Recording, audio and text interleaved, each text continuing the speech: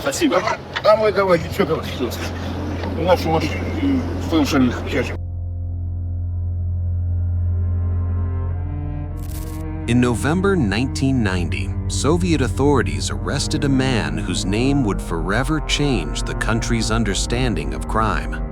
Andrei Chikatilo was a serial killer who operated for more than a decade, despite one of the largest manhunts in Soviet history. He was searched for too late. The investigation made fatal mistakes. Innocent people were convicted, and millions of rubles were spent without knowing who the real killer was. Why did it take the Soviet system 13 years to stop him? Let's break it down.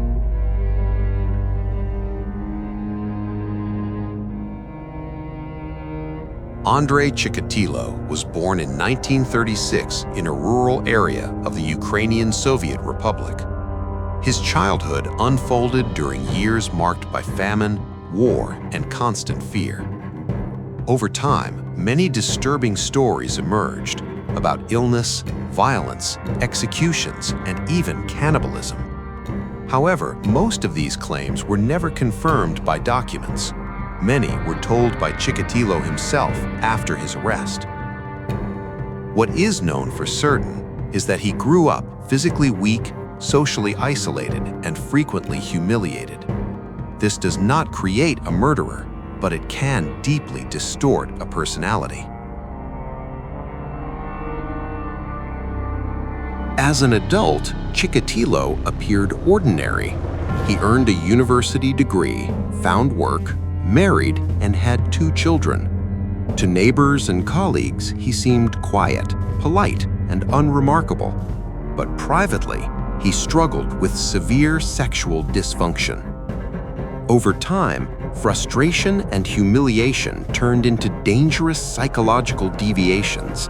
The violence that followed was not spontaneous, it was escalating. While working in educational institutions, Chikatilo began displaying inappropriate behavior toward students. He used authority and trust as tools to get closer to minors under the pretense of helping them. After several incidents, he was dismissed. No criminal investigation followed. The system chose silence. Soon after, he relocated to the Rostov region and found a job involving frequent travel. This mobility later became a key factor in avoiding detection. The first killing attributed to Chikatilo occurred in the late 1970s. Yet another man was arrested, convicted, and executed for that crime. This mistake proved catastrophic. The case was closed, and the real killer realized he was invisible. The Soviet Union officially denied the existence of serial killers. Each crime was treated as an isolated incident. The public was never warned. As a result, victims had no idea they were in danger. As the number of victims increased, authorities launched a massive operation. Thousands of officers, volunteers, transport units, and even helicopters were involved. Ironically, Chikatilo himself participated in patrols. He observed the investigation from the inside, learning how to avoid suspicion. Instead of identifying patterns, police focused on confessions. Mentally ill individuals were arrested. False admissions were recorded. Each mistake pushed investigators further from the truth. Only later did investigators consult psychiatrist Alexander Bukhanovsky. He constructed a psychological profile of the killer.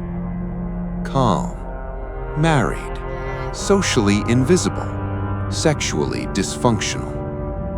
The description matched Chikatilo almost perfectly. But by then, dozens of lives had already been lost. In November 1990, following another murder, Chikatilo was detained.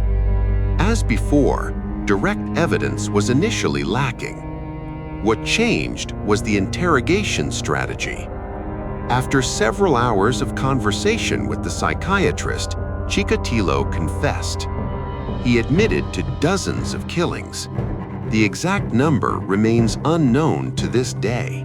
During the trial, Chikatilo attempted to appear mentally unstable. Multiple evaluations confirmed that he was legally sane. The court sentenced him to death. In 1994, the sentence was carried out.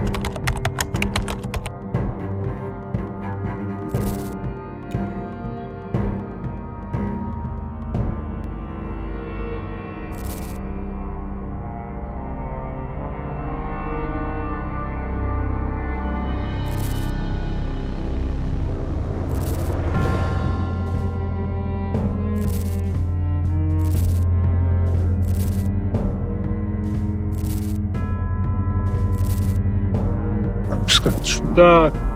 Что дальше? там выписали все. Ага. Ну, а то мы его прошли здесь. Сам там вначале убил здесь. Так, потом. Убил я здесь эту. Так, Да. чем? Чем? Чем? Ножом. Ножом. Мгм. Так. Там. А она Это кухонным ножом.